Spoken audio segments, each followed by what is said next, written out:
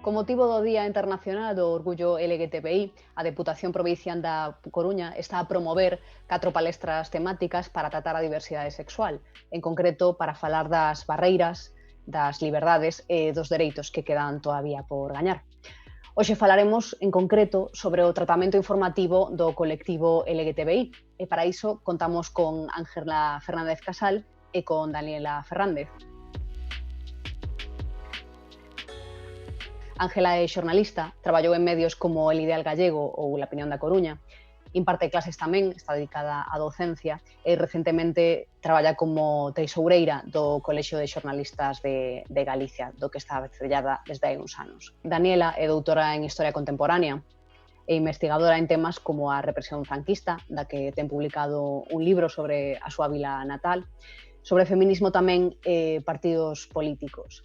Ademais, é presidenta da Asociación Galega de Persoas Adultas Trans, Amizando, e redactora do blog Corpos Incómodos na edición galega de El Salto.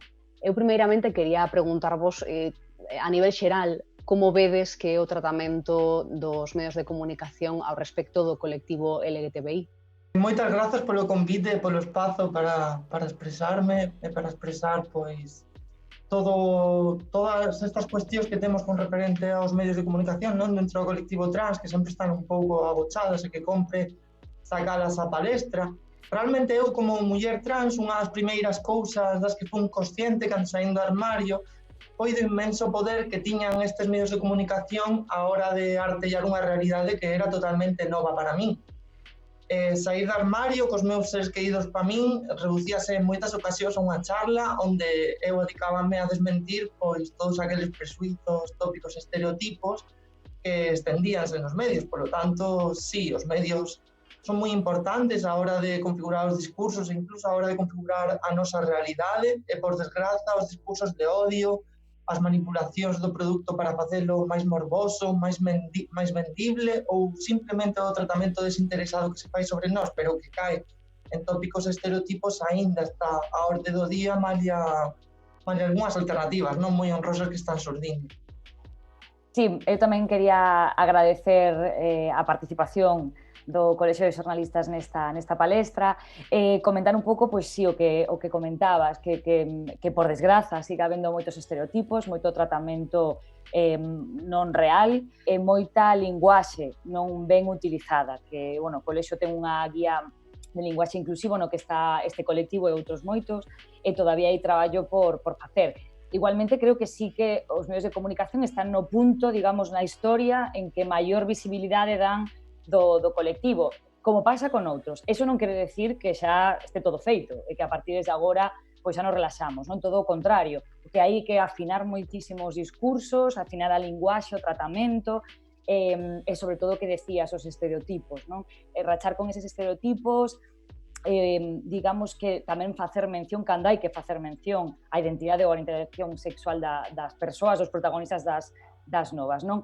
Eu creo que tamén nas redaccións estánse notando, aparte dos avances propios do colectivo, a nova xeración de xornalistas. Creo que é moi importante, e justamente esta guía que fixo o colexio, a fixo con estudantes de xornalismo, directamente eu e os compañeiros, notamos nas redaccións este aire novo de xente que ven xa, digamos, con unha concienciación, cunha forza de visibilizar o colectivo que o mellor a xente da nosa idade ou da miña idade non tiñamos tanto ou tiñamos incluso un descoñecemento, non? Entón, eu creo que son optimista, aínda que obviamente hai camiño por percorrer. Vos participades especialmente nesta palestra porque representades dúas iniciativas moi relevantes para rachar os estereotipos, como estábamos falando, e poder gañar eses dereitos e que se recoñezan e se poñan en práctica dentro dos medios de comunicación.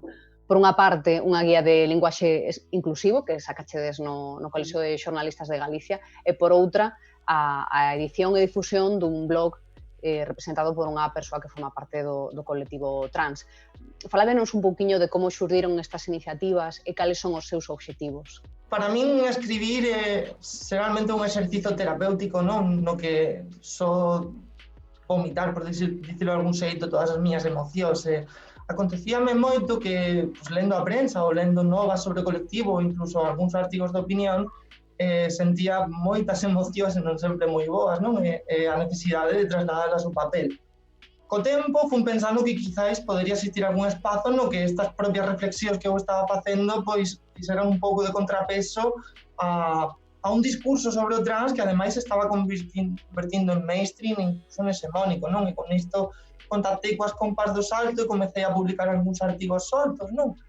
Hasta que, bueno, pois fomos coñecendo e un día lembro que tomando unha cervexa, díxenlles que bueno, que eu tiña unhas cantas destas reflexións e que estaría ben ter un espazo propio onde se foran recollendo e tamén que tiveran cabida pois as de outras compañeiras como a min que están a facer o mesmo, non?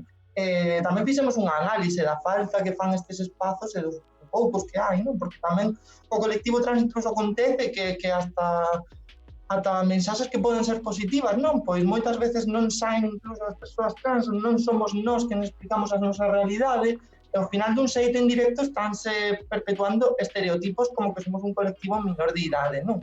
Entón, pois, esta iniciativa foi moi boa, tivo moi boa acollida e aí seguimos participando tanto eu como outras compañeiras, non? Como Socia Ceiro. Pola nosa banda, esta iniciativa da Guía de Linguaxe Inclusivo, que como decía antes, non, pois ten outros colectivos, vale? Comenzou un profesor da Universidade de Santiago de Compostela, José Casás, cos alumnos de primeiro curso, ademais, non? De primeiro curso de xornalismo, que, bueno, están comezando, pero xa fixeron esta labor importantísima, na que o que facían era levar, pois, exemplos malos de tratamento informativo, de linguaxe sobre todo, analizalos e facer unha guía, non? Pois como podemos tratar estes colectivos para que teña máis relevancia, para que se traten exactamente como se deberían de tratar, non?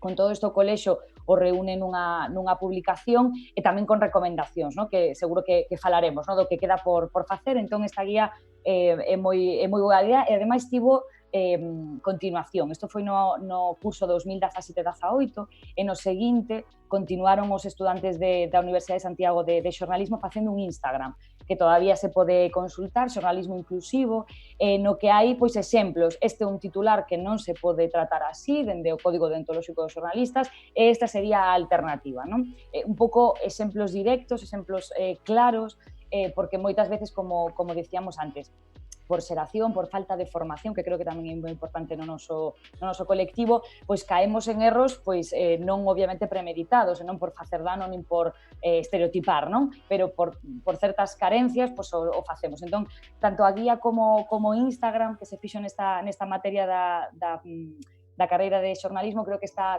moi ben porque parte do propio colectivo en formación e dá exemplos claros e pautas básicas do que debería ser o tratamento da linguaxe. Bolas dúas levades moito traballo feito, adiantado, con moita perspectiva de futuro, e, sen embargo, bueno, pues quedan moitos retos todavía no tinteiro, ¿no? E por rematar un pouco esta palestra, que retos credes que quedan por acabar todavía en relación ao tratamento da diversidade sexual nos medios?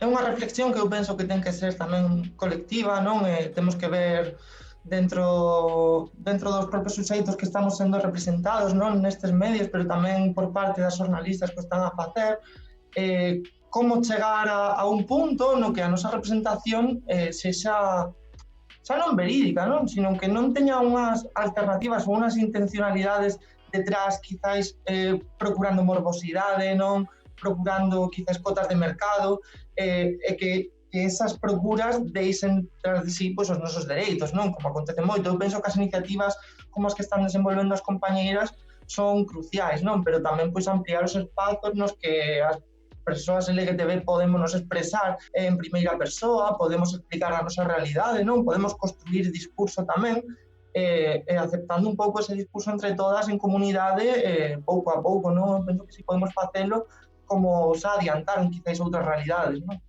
O protagonismo, que pasa tamén eso noutros colectivos, non? Que o propio colectivo dé un paso adiante, o que ti decías, non? Que chamemos ou que contactemos ou que teñamos unha referencia, eso para o xornalismo sempre é moi bo, porque senón, como ti dis, caese no estereotipo, caese na falta de contactos, de fontes, de xente que poda contar as súas realidades, que, como dis, son absolutamente heteroxéneas, non corresponden a un só perfil.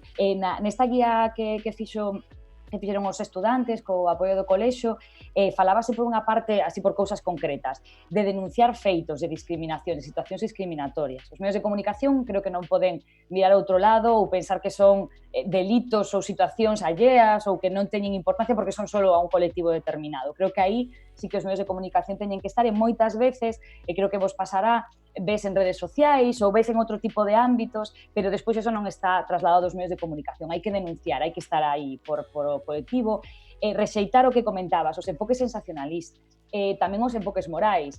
Comentabas leis, non? Normativas novas, non se poden tratar dun xeito sensacionalista nin moral. Tem que tratarse dun tema judicial se judicial, normativo se normativo, digamos que dentro do ámbito o que corresponde e do propio colectivo, non? E despois tamén o comentabas, coidar os artigos de opinión. Un medio de comunicación ten que saber que tipo de xente opina, que opina e que límites hai a esas opinións, non? Entón, coidar os artigos de opinión tamén é unha cousa que aparece nesa guía que está na nosa página web. E tamén outra cousa da que creo que non falamos tanto, pero que sí que redunda, é as imaxes, as fotografías, todo ese tipo de cuestións que o mellor non pensamos que podan influir e que influe moitísimo, non? Cando abres un xornal ou cando ves unha páxina web e as fotos son sempre recurrentes a estereotipos, non? De determinados colectivos. Iso tamén era unha das recomendacións que había na propia guía. E tamén, como comentabas ti un pouco, cuidado co clickbait, non? Con esas ganas de que un determinado colectivo ou xente que pode manterse máis afín ou non a colectivo ou querer coñecer algo máis, buscaron eses titulares que ademais a propósito se busca o mal tratamento e a mala linguaxe, digamos, simplemente para conseguir ese clickbait, non? Eso tamén teríamos que falar largo e tendido en todos os ámbitos, pero en este tamén. Bueno, foron escasamente 10-12 minutiños de boa conversa, seguro que poderíamos estar falando durante horas, pero bueno, tenemos que deixalo aquí. Ángela, Daniela, moitísimas gracias por ter participado. Quedounos claro que todo é unha cuestión, ao final, de ter unha serie de guías, de consellos que se traballa, ademais, dun xeito didáctico desde o propio colexio, desde as propias institucións educativas e desde logo pola parte das persoas activistas que poñedes cara á situación que escribides e que tamén apoiades moito en ter esas gafas violetas, non? E poder tratar a realidade de outro xeito. Moitas gracias a vos as dúas. Gracias a vos.